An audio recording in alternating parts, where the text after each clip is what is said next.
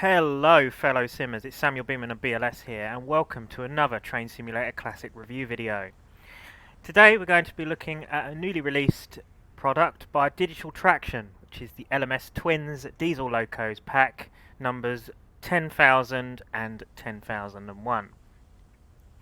So basically what we're going to be doing in this video is just taking a general overview of the pack, looking at all the different variations of locomotives that you get with it, plus the pros and cons of this pack.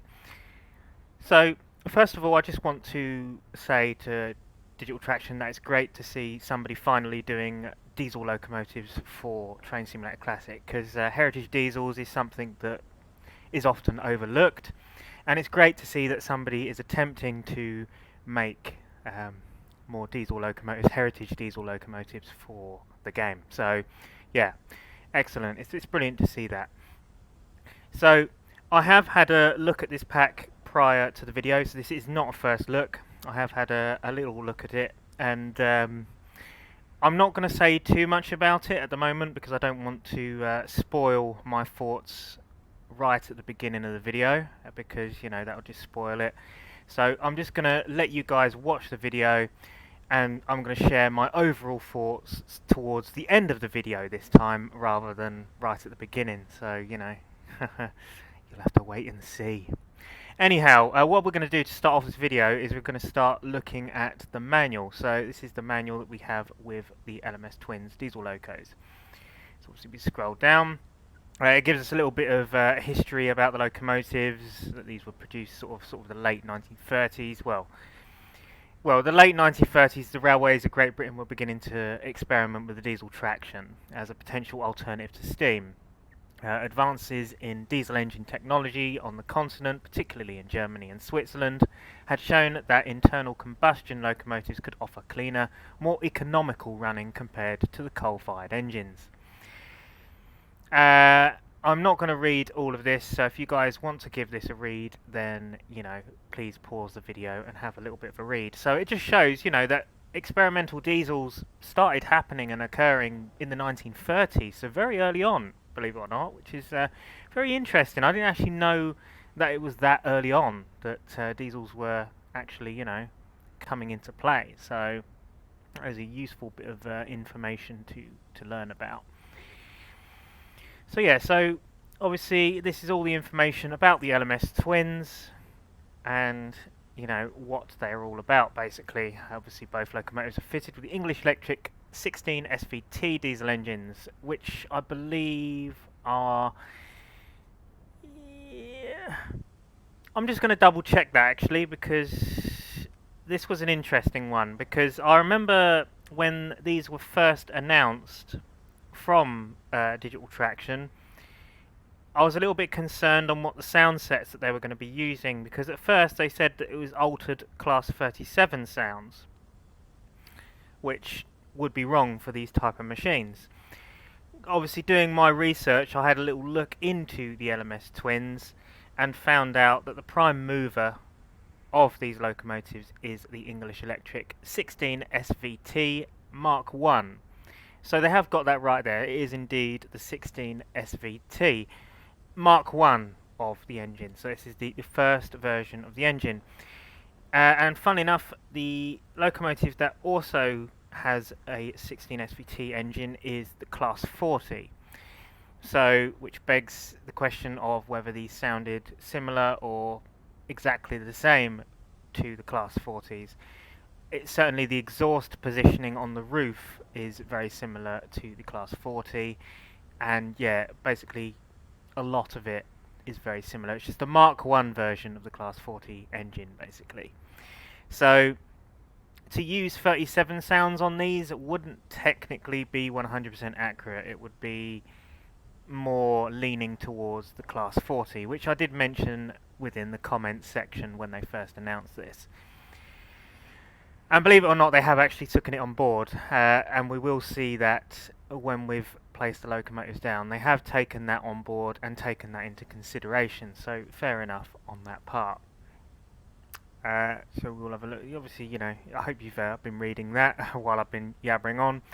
We've also got obviously information about the design and specification. The power type of the locomotive is a diesel electric. Weight and tons is 115 tons on each locomotive. Vehicle length is 61 feet 6 inches over the buffers.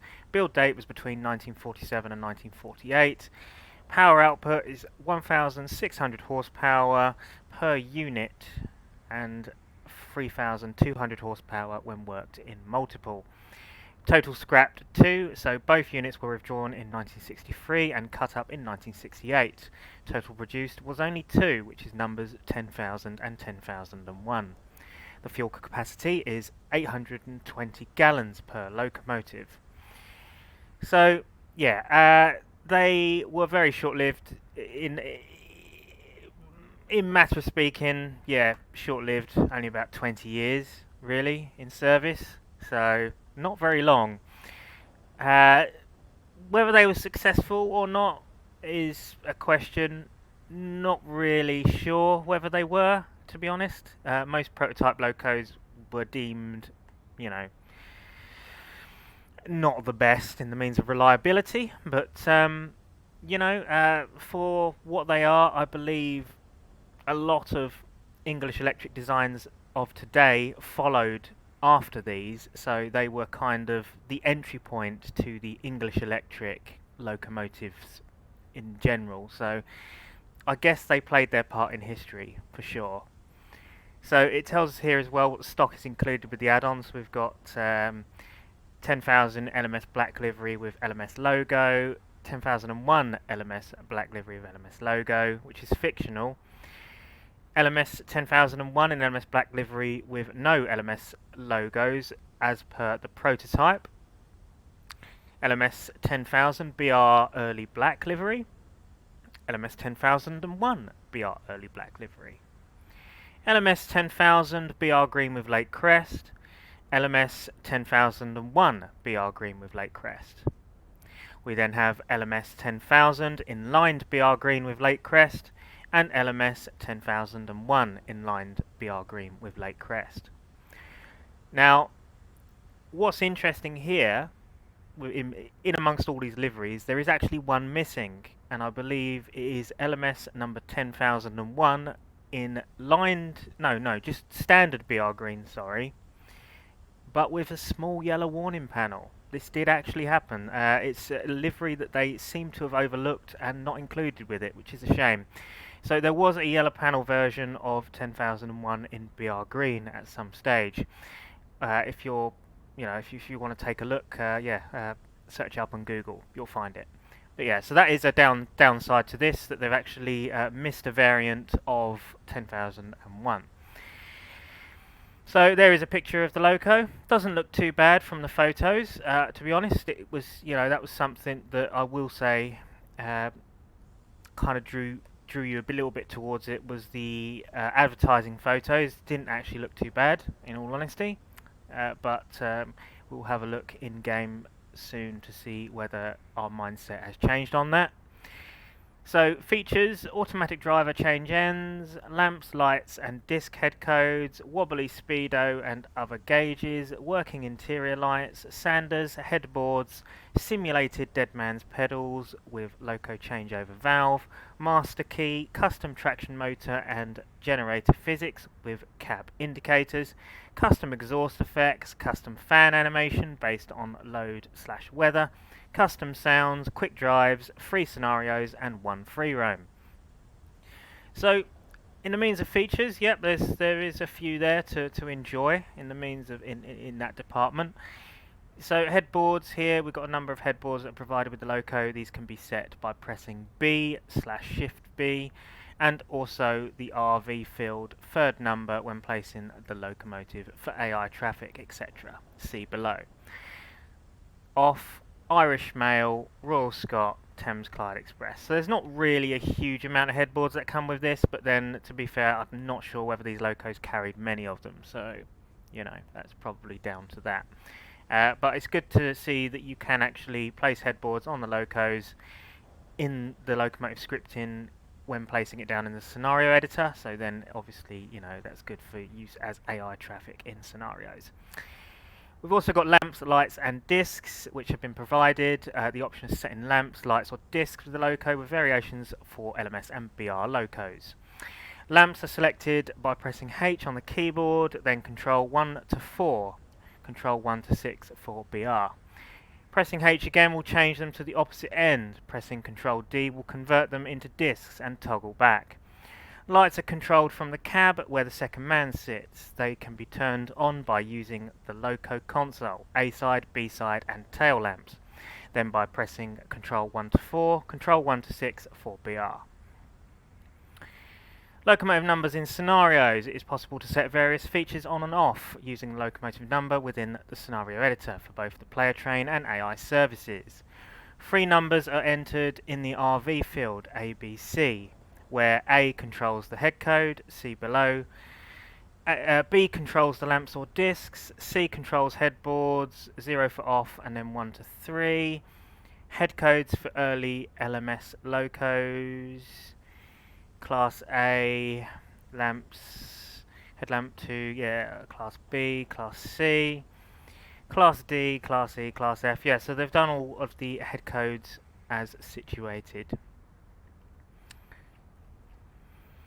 Driving the locos. Obviously it says here it's important to please read this or you won't be able to move the loco. So there is actually a knack to when driving these locos. So when entering the loco, first ensure that the dead man's pedals are fully pressed, so that's the pedals below in the cab. We'll see this when we place the locos down. You can do this by clicking on them with the mouse. If the pedals are released, the brakes will automatically apply after a delay. 4 seconds on passenger trains and 8 seconds on freight trains, depending on the settings of the changeover valve. Should this occur, you will need to press the pedals again and reset the brakes before proceeding. Before moving off, also make sure the master key is inserted and the reverser is set in the desired direction.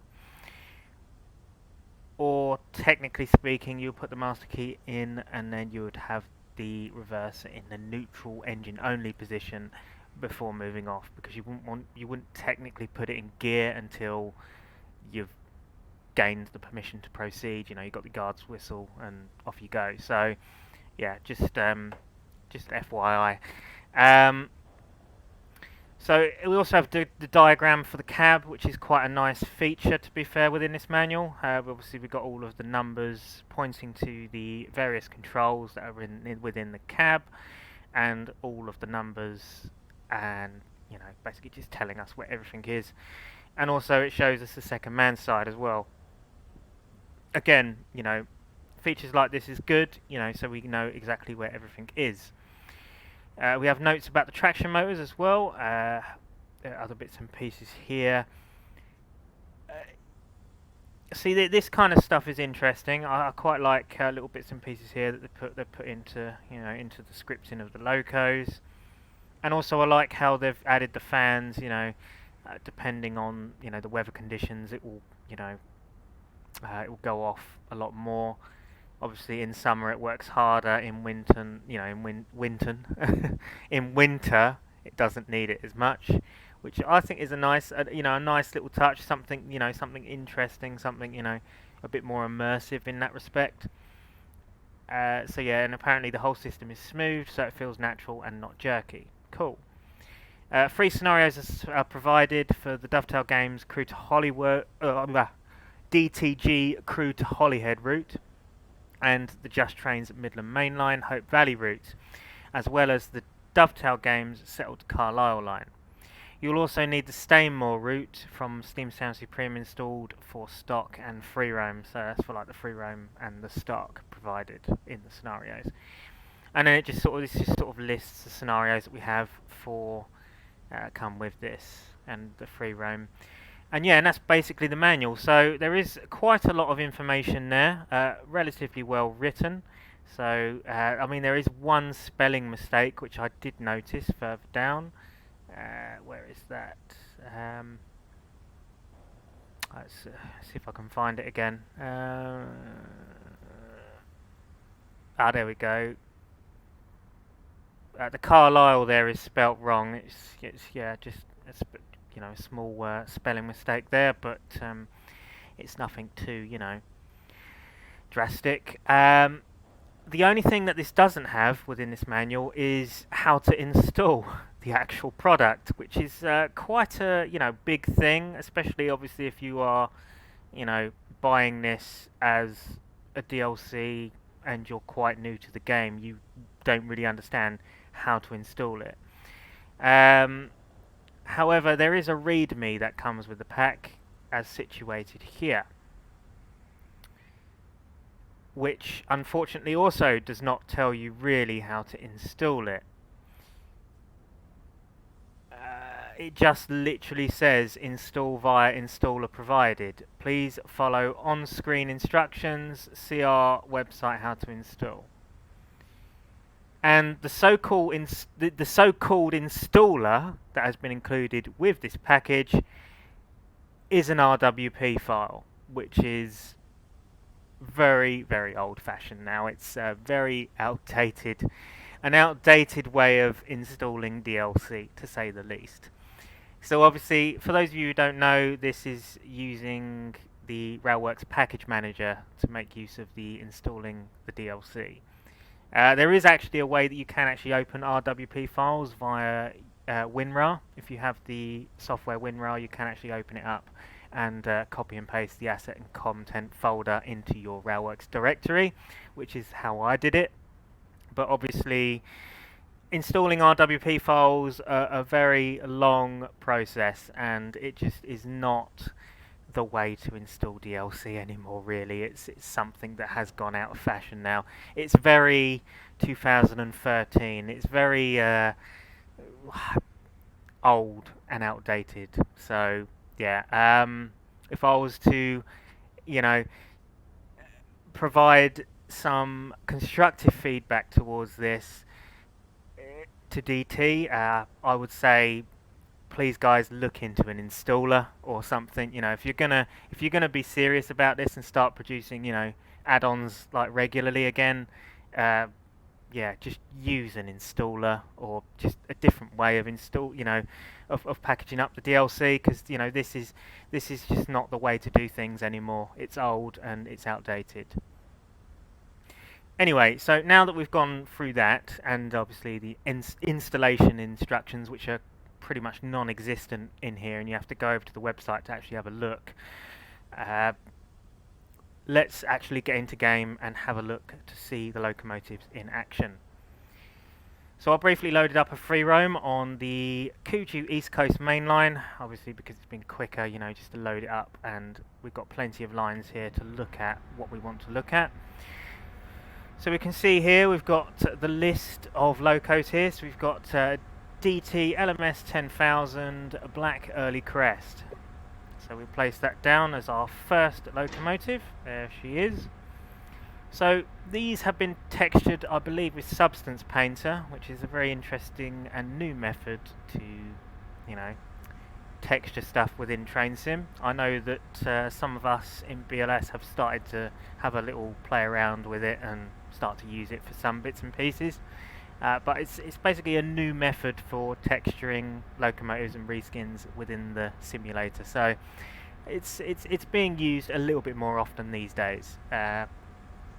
It's a new way. It's a work in progress, I would say, in the means of development. So yeah, so that is the Black Early Crest variant. We'll place down the Green Lake Crest variant now of number 10,000. We've got the lined version as well, and we've got the LMS Black one. So 10,001 now, we're going to place down the Black Early Crest, the Green Lake Crest, the Green Lined, LMS Black, and then LMS, no LMS Black branding there, so as per the prototype. So what we're going to do is I'm going to place a driver down onto the sort of, basic 10,001 prototype version. Oh, that's interesting. You can see right through the engine room into the markers. Okay. That's I haven't seen that before, but hey ho, that's obviously a bug with these. Anyway, So we're not going to do anything, we're just going to place them down as they are. So we just got A00, okay. So, yeah, we'll press the play button and get ourselves looking around the actual models themselves.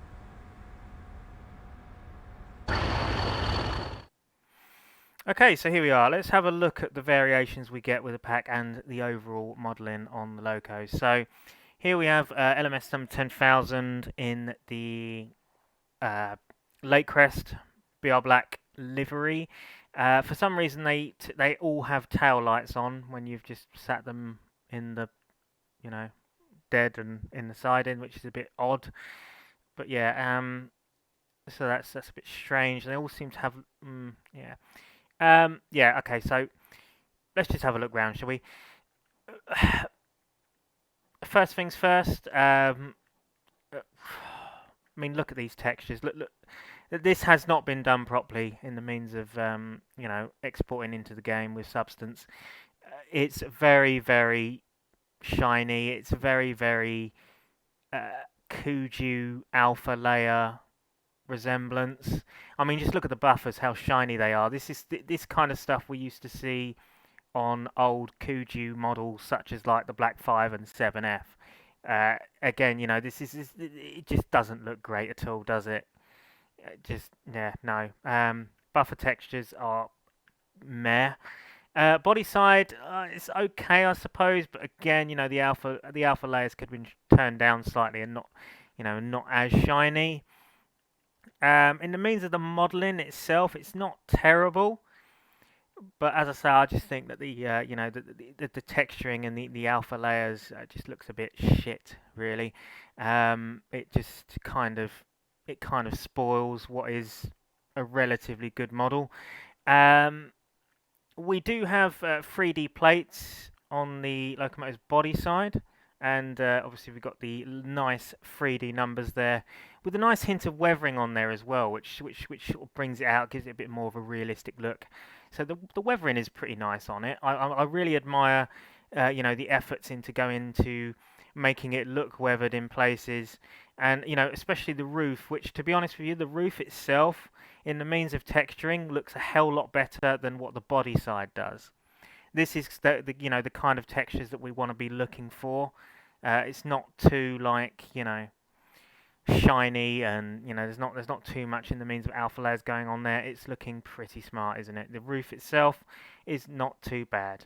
Bit clean, maybe could use with some weathering and stuff around the exhaust ports, but apart from that, yeah, you know what, it's not too bad. And I'm liking this sort of the difference in coloration on the roof as well. That's not too bad with all the scratches and scrapes on there.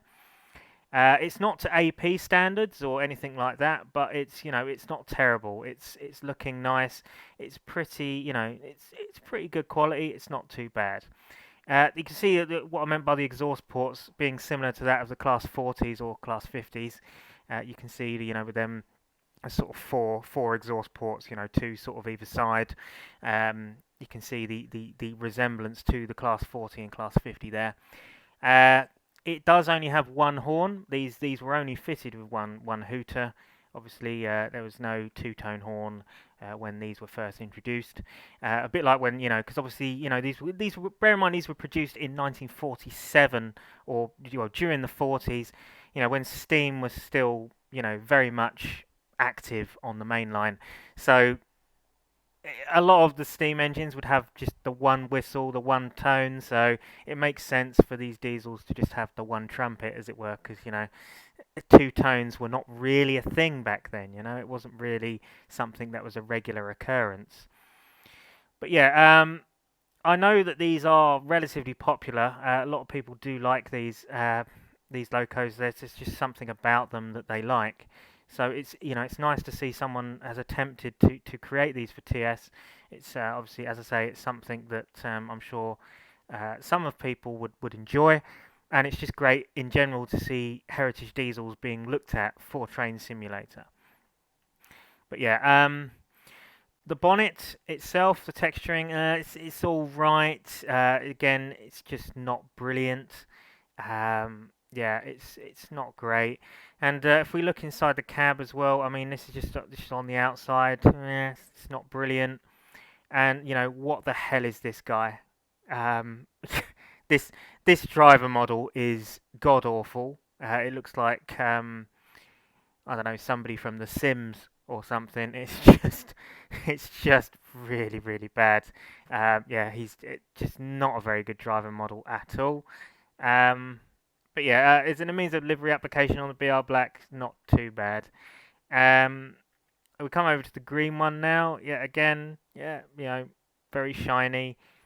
Um, I'd say it's not terrible, although I am like obviously just looking at the model in general, I can kind of like compare it to trains.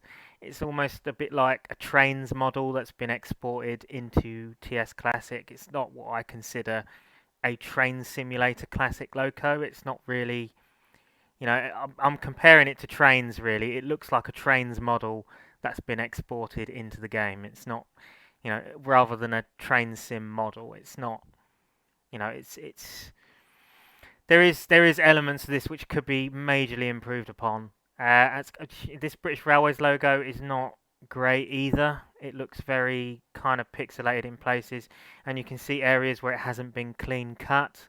It's obviously you can see where it hasn't been cut out properly, and it's obviously just been plastered on the side, and just it just doesn't look great.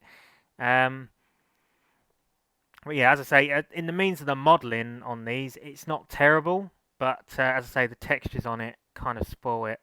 Um, the interesting thing about the lined green version, as we come over to now, is we have golden numbers, sort of golden numbers here.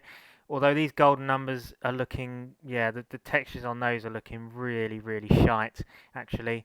They just look awful, don't they? What's the shine on them? This needs, this just isn't good enough. That's just not. It looks very Kuju. It's very old. It's not, up to standards. These days the standards have been, the bar has been raised. The standards have gone higher. So texturing is very, very important now, as is detailing on locos in general and overall performance, and especially sounds as well, which we will come to. But yeah, so that is the lined green version. Now we come over to the LMS version of 10,000, where we have this nice sort of LMS 3D lettering on the side, which isn't too bad. Bogey detail, I mean, the detail's there, but the textures look awful. They actually, as I say, this looks like something that's been taken out of Trains Railroad Simulator 2019. It's one of the new Trains models that look good, but texture-wise is not the best.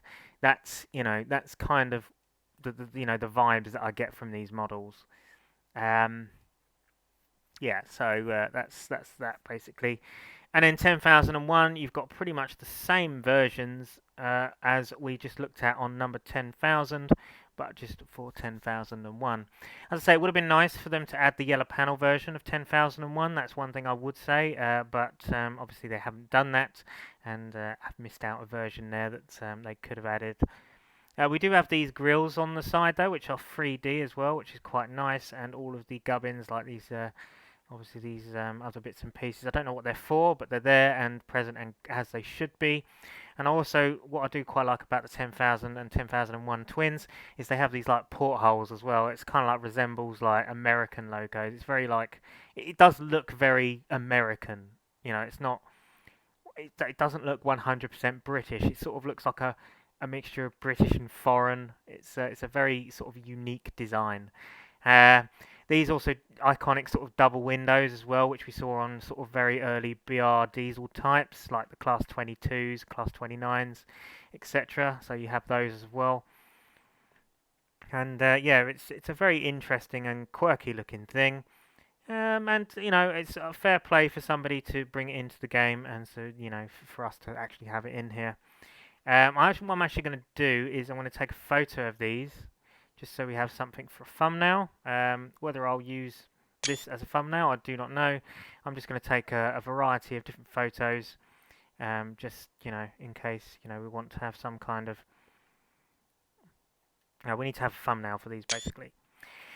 Anyway, so now we've had an overall look of the model in general, which, to be honest with you, the modelling itself isn't terrible, but as I say, everything else is it just doesn't look the best, really. We'll unpause the game and have a little listen of the sounds before we place it on a train and drive it along.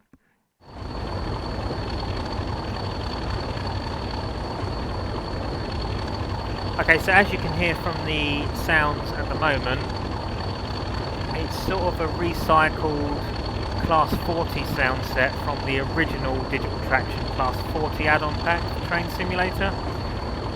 Slightly modified though, but I'm pretty certain that these are the same idle sound as the standard Digital Traction Class 40, which, you know, fair play, you know, these were fitted with similar engines, so, you know, that's probably the best that we're going to get for now, considering we haven't actually got one that we can actually record right now. So, yeah, fair play. So we'll select the Loco and have a little look around it in the means of that. So we'll head into the cab first and have a little look around the cab.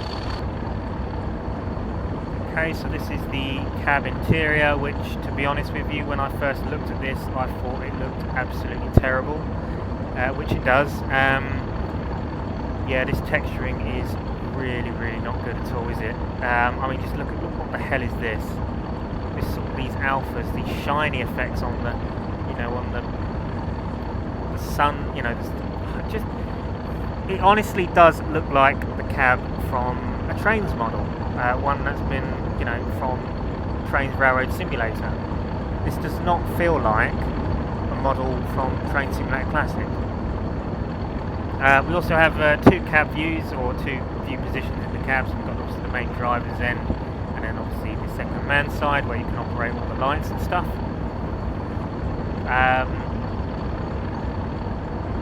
The sounds are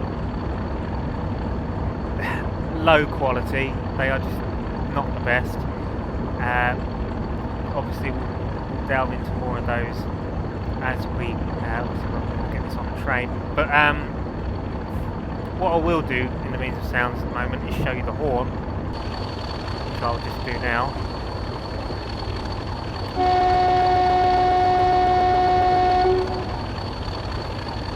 So as you can hear, it is a really low quality, poorly looped Class 40 horn. And you can sort of hear the clipping there when you hold the spacebar down, and it's sort of going.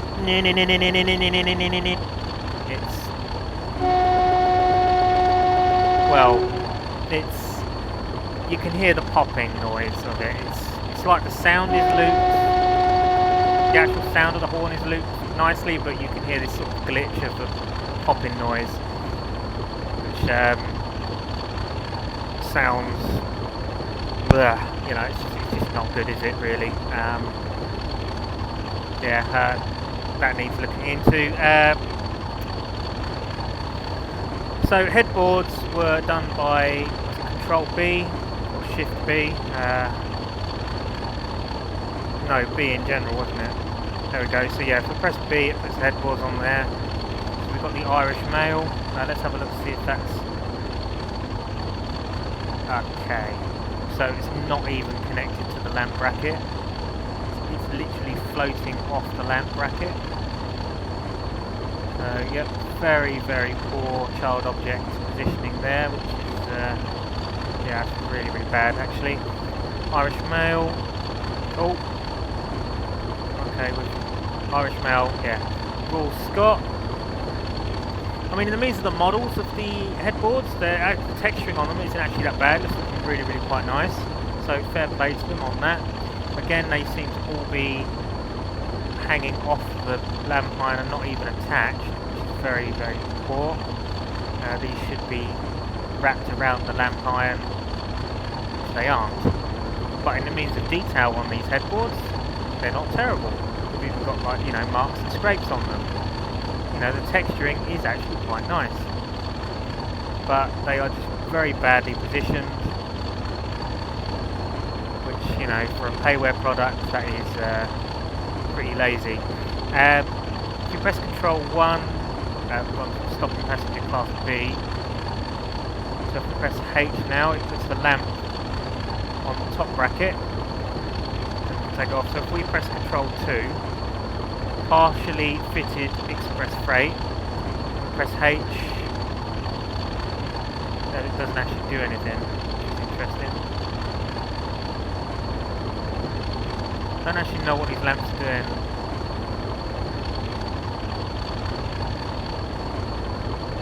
Okay, let's put it on the back for some reason. There we go. Oh, okay, now we can remove them, so... yeah, so you have to press H to add the lamps and remove the lamps. All done by Control 1, 2, 3, etc. I believe you can also operate the marker lights. I think these are done within the cab itself.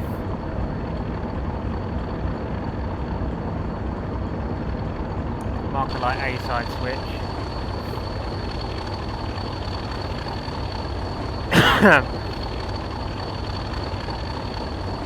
Okay, it's not doing it. I think it depends on the loco, whether they have markers or not.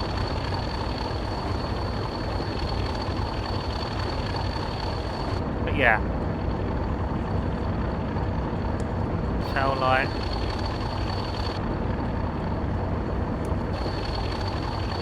Yeah, and that does the rear as well. So we've got, you know, tail light functions.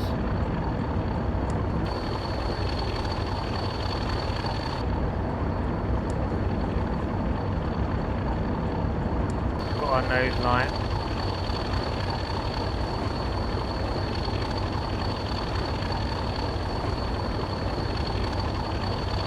Yeah, these lamps can be quite confusing, in all honesty. It's not really working properly.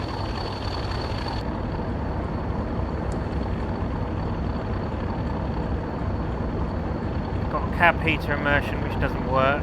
Cab lights. Okay, yep, cab light is working. Oh, this cab texturing is terrible. I mean, look at that. The glass effect. Awful, it looks like frost.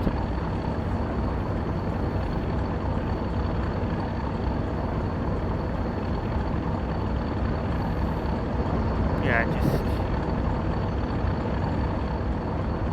really not good in here. Yeah. Okay, so now we've had a look at the general model and my opinions on it, which I think, as you can tell so far, are just not good. We're going to head into a scenario and actually drive one of these in action. So I'll head over to there now and I'll see you guys in a bit. Okay guys, first of all I just want to say, after just seeing this and about to load a scenario up, we can see here it has the Loco information, sort of select Loco here in this window here. It says DT LMS 10,000 in LMS Black. And the photo is clearly not an LMS Black 10,000 and is in fact a BR Green version of the Loco. So that there is another issue there with the Loco information where they haven't bothered to take a photo and place it on the LMS Black version. Either this or they've just generally made a mistake and it needs rectifying, which is probably the more likely option here of what they've done. But yeah, anyway, so we're going to have a look at this scenario called Over the Roof of England. I'm not going to play it all. This is mainly just to, you know, have a little listen to the sounds and basically draw the video to a close, basically. So we're going to start the scenario on the Dovetail Games Settle to Carlisle route, which is a relatively old route now, which released around, I think, 2013, which is kind of fitting for this Loco, really, because it does feel like something that was released from 2015. And oh dear, we have an issue here already. So we can see here that we are missing some coaching stock. It says here DP1 Mark 1 SK 2nd BR Maroon, which means that we actually require the Deltic Prototype 1 for the scenarios, which is very, very annoying considering that the manual did not specify this. So once again, we have something else to comment on the pack, which is not good. So yeah, thanks for that, guys. I now can't show any of your scenarios because of this. So yeah, sort it out. In that case, if we've got this issue, then I'll load it up in a free roam scenario and we can just give it a drive on a free roam instead. So I'll see you guys in a bit. Okay, so first annoyance with this free roam scenario, it doesn't actually have any coaching stock included, and we only have these two locos present, which is 10,000 and 10,001 in LMS Black. There's nothing really much here. It could be to do with the fact that obviously I ain't got Deltic Prototype 1, so we might be missing some coaches, but yeah, we do have some wagons and stuff like that, but realistically we want to be using these locos on coaches. So yeah, in the means of scenario creation on the free roam, yeah, it's not the best. But, okay, so if that is the case, then what we'll do is we'll place down a couple of AP Mark 1s, so we can get started on actually driving the thing along the route, you know, because that's what we want to do. We want to test to see how well this thing performs, which is probably not going to be very good. But hey ho, let's get into this and see exactly how it performs. So yeah, let's place these down. BSK Maroon. RBR Maroon, RMB Maroon, because we always have maroon coaches on these locos, as far as I know. And we'll add an SO there, and we'll put a BG on the back. Okay, so we've got some coaching stock there. And what we'll do is we'll take LMS 10,000 and move it onto the train. So we'll actually drive the locomotive on a set. Okay, so we'll move this further back into the platform so it clears the points. There we are. Are we in the platform? We are. Okay, excellent. Right, we'll press the play button. I'm going to make this one dead so we can't hear it, because otherwise that'll just be blaring loud. Okay, we'll save changes. So it loads in with one disc at the top, which is, I suppose, okay. I'm glad that they've done some more scripting, and the game has just crashed. Oh, the game has crashed. Okay, well, you know what? Let's try again for a third time now. So hopefully third time lucky. I'll see you guys in a bit. I'll load up another route. Okay guys, so here we are on the Cockermouth and Keswick Penrith Railway, which is available on the British Locomotive Studios website. I'll link it in the description of the video if you want to get this route. It's a freeware route by Ben Yates. Really good route actually. It's quite old, but it's good for what it is. So yeah, so we finally managed to load up the LMS 10,000 without it crashing, and yeah, it's looking pretty good on this route. So, let's head over to the Loco and get ourselves sorted out. So we'll let passengers aboard, which doesn't seem to work on this platform, that's a shame, but it's what it is. Yeah, so we're pretty much set up in the means of that. Oh look, we've got a bit of front window action on it. So we've got the custom clag effects. Not looking, I mean, we'll see it more in action as we move off. I've also turned the volume down of the game as well because I noticed that it was very, very loud. The engine sounds on this are pretty loud. So yeah, so next thing to do now would be to put the master key in, like so. And then put ourselves into engine only. Which, yeah, the reverser sounds like somebody clicking a mouse button on the computer mouse, so it's a bit of a strange sound. So that is in forward, that is engine only, and that is in reverse, so yeah. Another thing that we must do as well is obviously push the dead man's pedals down. Obviously, otherwise if we don't do this, then the train won't move. So that means we are ready for action. As we're sat in the seat, as it were. Let's put ourselves forward.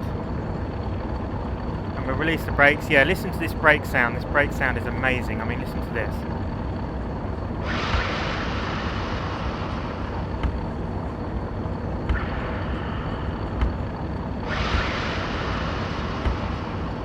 Let's have a listen to on the outside, shall we? Yeah, listen to that incredible quality there, folks. Literally sounds like something taken from Microsoft Train Simulator. It's proper high quality stuff. You know, this is the high quality stuff that we are to expect from 2025. It's exactly what we are to expect.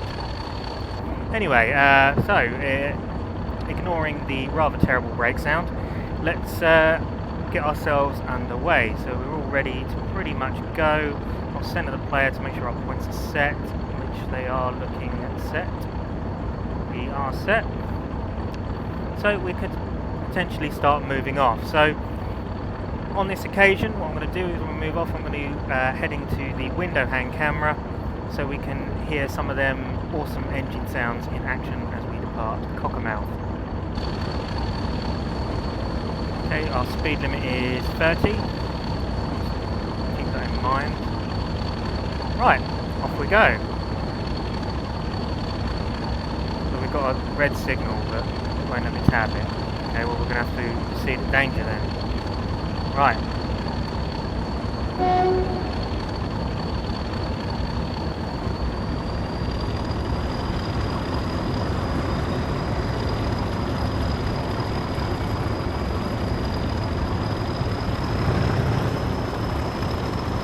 Definitely hear some Class 37 revs in there.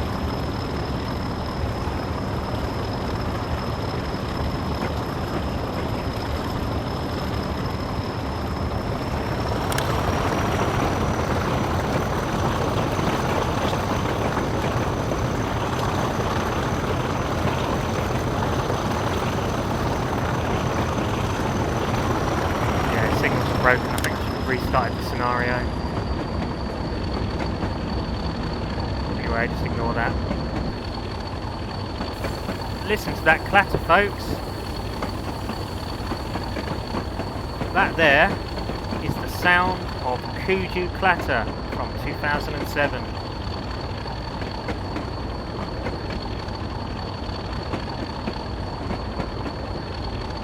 So, not only are these engine sounds really poorly mixed, they couldn't even be bothered use custom clatter sounds, you know, rail joint sounds. I mean, all it takes is just a simple recording of a bogie, you know, heading over a rail joint, or making use of, you know, some nicer high quality bogie sounds that are available out there. But no, they've decided to use really, really old, outdated Kuju clatter sounds from 2007. And also we have random 37 revs just revving now and again as we head up this gradient. Yeah, the sound mixing on these are absolutely terrible.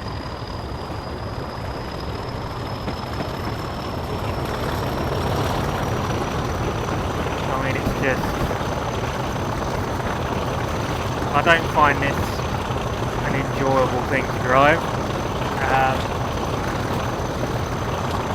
The fan is spinning, you can only just see it down there.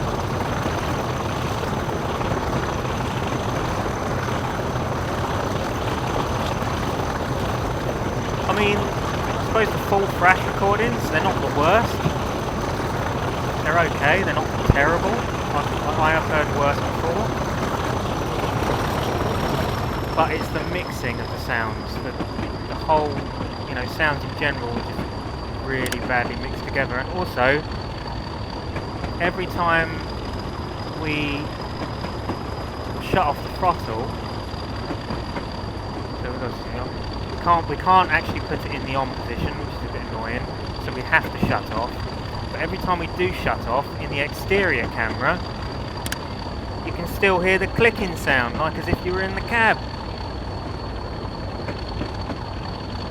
I mean, what the hell? You know, who tested this? You know, surely this is something that should have been picked up in testing.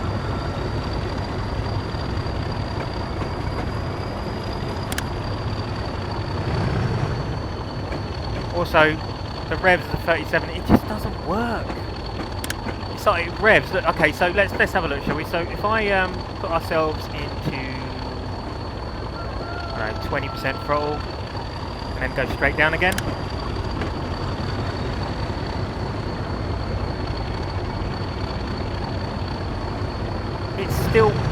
It's still revving, but I've taken the power off. It literally acts like a train's DLC. Like, it has to go through the cycle of revving up before, you know, before going through the shutdown sound. It's also really, really loud.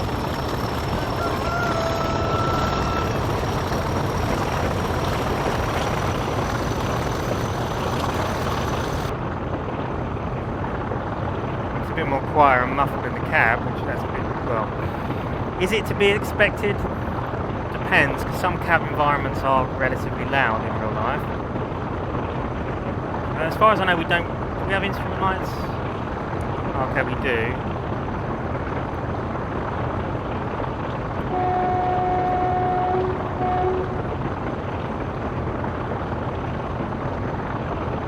It feels like a trains model that's been exported into TS Classic. It does not feel like a 2025 bit of DLC. It's either that, or it feels like a piece of DLC that was discontinued for a long time, years ago, in like 2013, and they revisited it and released it. You know, it feels like something that was created a long time ago, decades ago. It doesn't feel like something that is, you know, of modern day. It just doesn't. It feels like older gen DLC.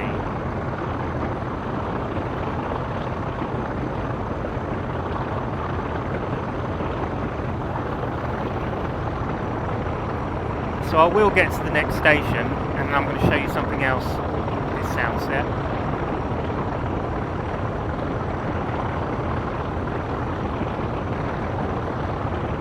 Now, if I'm going to be brutally honest, I've been pretty fair with this video, I'd say. The first time I viewed this Loco, put it this way, I laughed at some of this.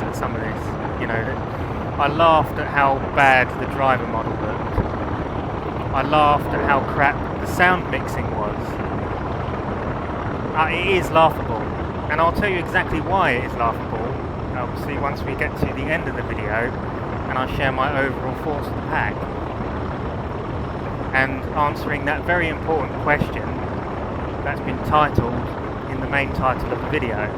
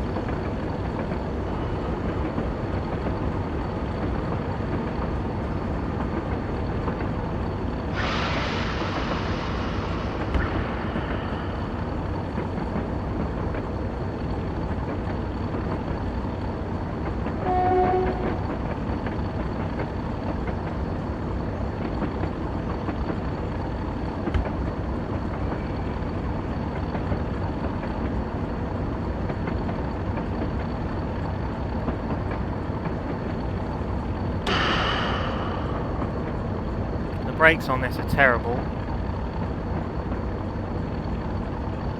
I've had to put it in emergency, sort of emergency starting to actually get to brake properly.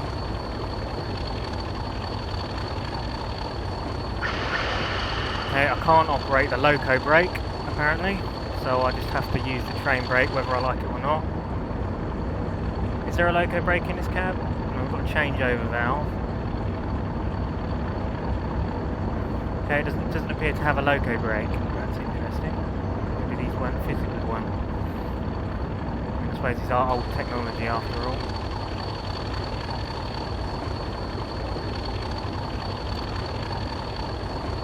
Okay, so what we'll do is I'm going to show you these other awesome sounds.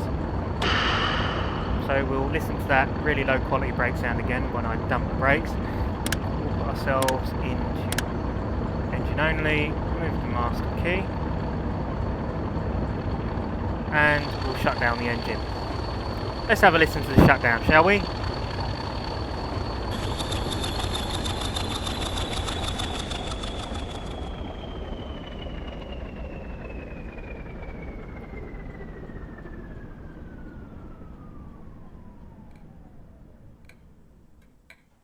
Sounded like somebody getting some hedge clippers out, didn't it? Oh, it's just... Come on. Surely there was some better sounds that could have been used for that. You know, it just... The mixing was just awful. The difference in audio as well. You could hear the difference in the quality of audio. It just terrible. That's how to put it, really. Okay, well, in that case, what we'll do now is we'll listen to the startup. So we'll press Z again and listen to her starting up.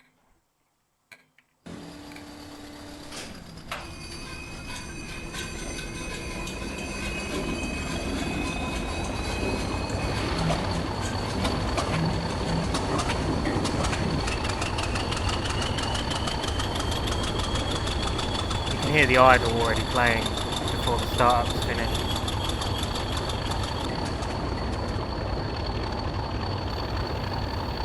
Oh dear, oh dear.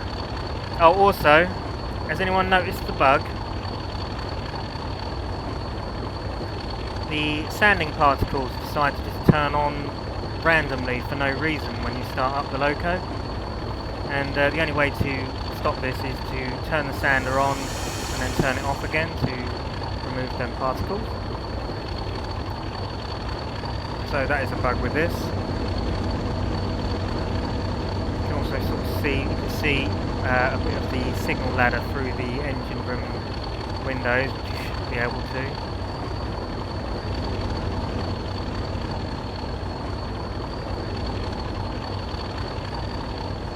Okay.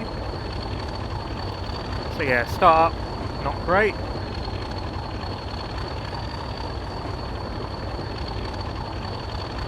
That photo is not too bad. We'll take a quick screenshot while we're there.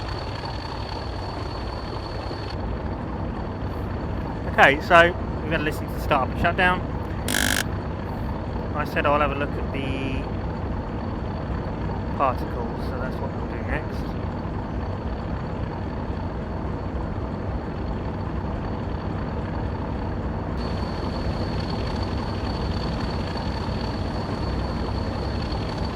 Let's see how it sounds by going in the on position and straight up to full flash, shall we?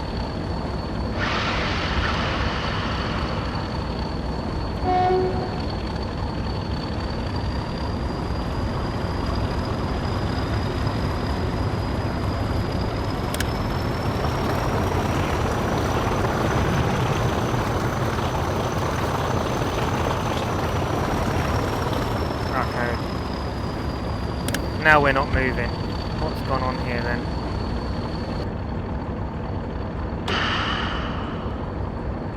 Why are we not getting any brake pressure now?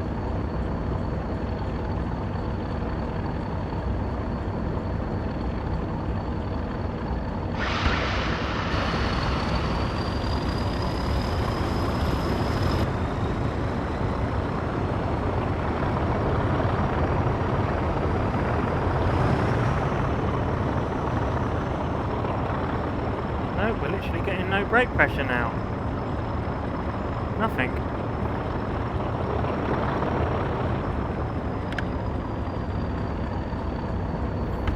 not a Scooby.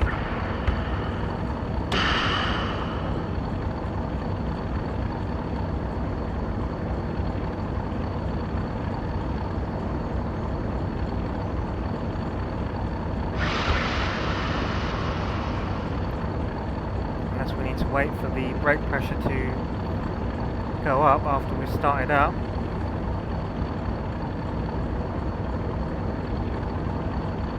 So I suppose that is quite realistic and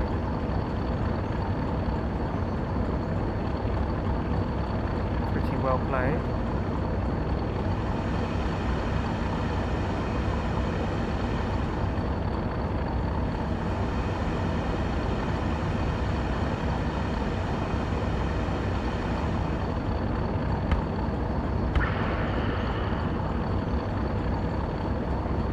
Oh, brake pressure doesn't want to go up, does it?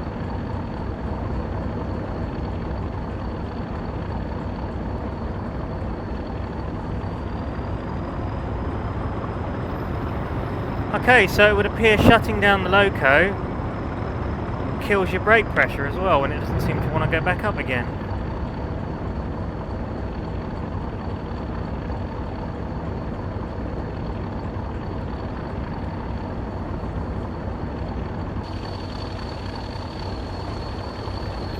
Okay, I think we've seen enough.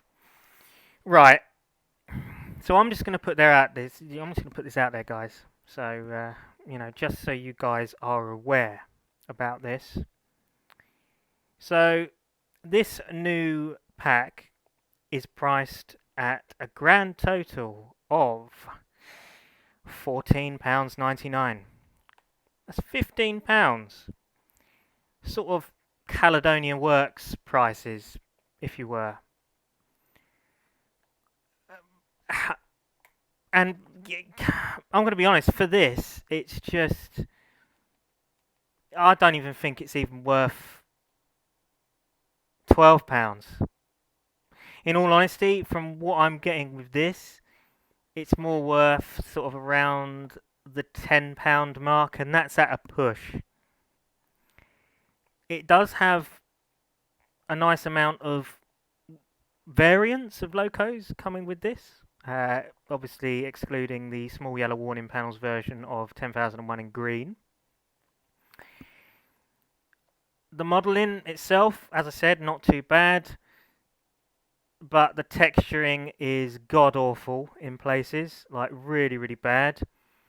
It feels like something that's been exported from trains into Railworks Train Simulator Classic, rather than a brand new model that's been made for the game, or simulator even. The sound mixing on it is really bad. The sounds are in major need of improvement. They're just not great at all.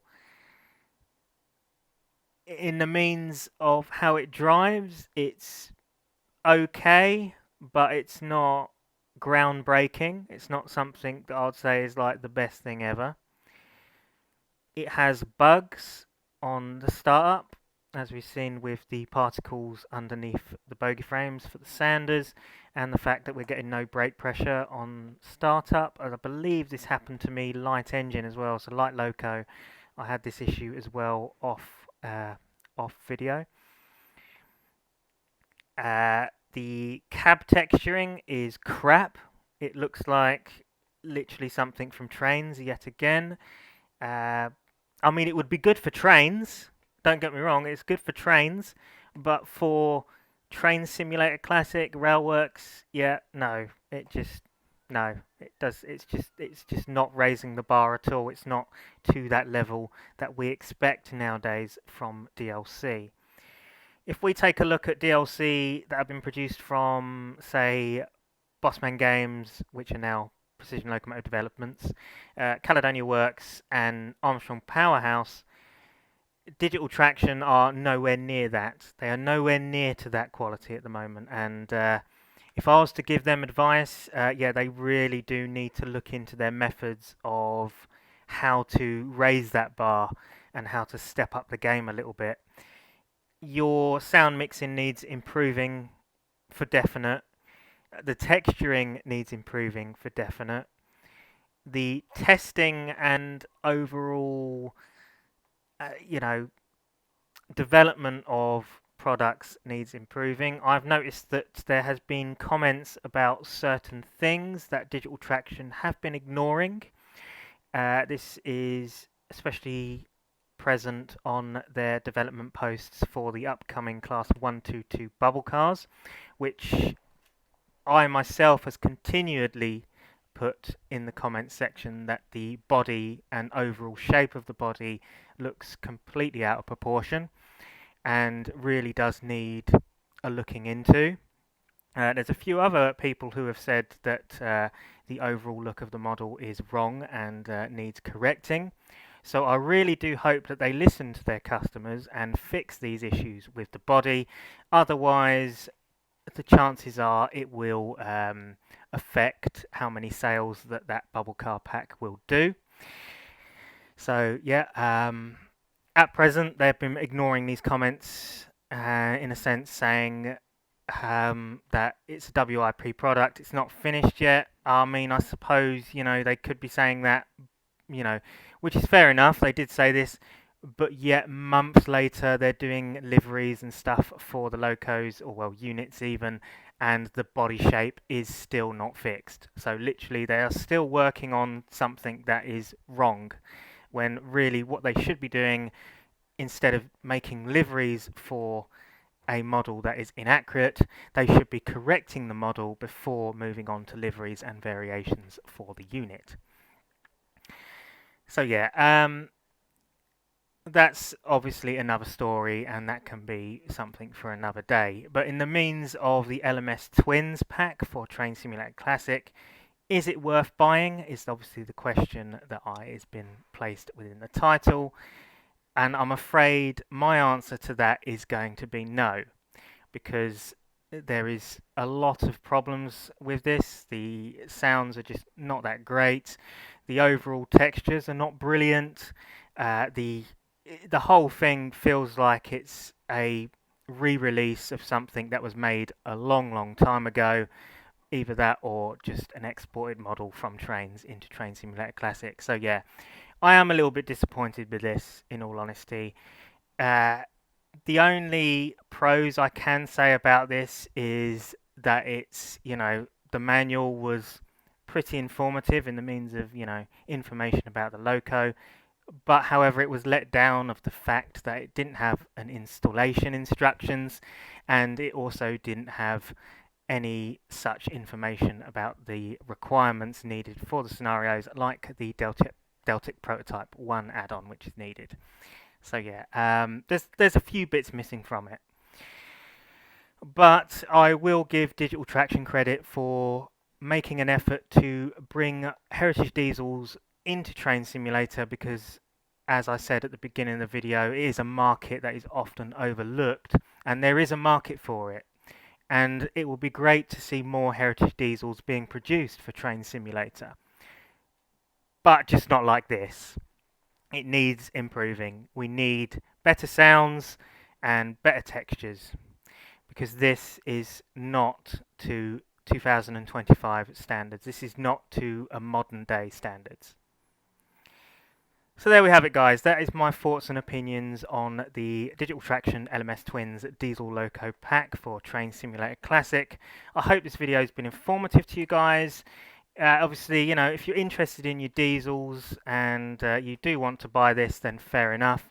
I bought it because obviously, I like my diesels, but obviously, for me personally, it was a bit of a letdown, and yeah, maybe there might be updates on this in the future. Chances are perhaps they could release different versions, because this is only version 1 of the pack, so there is potential that they could release version 1.2 or version 2 to improve like sounds or textures or the like, which I would like to hope that they do that. And if they do that, then fair play, and I will make another video on the new version of the Locos if they do make a new version and do update it to make it better.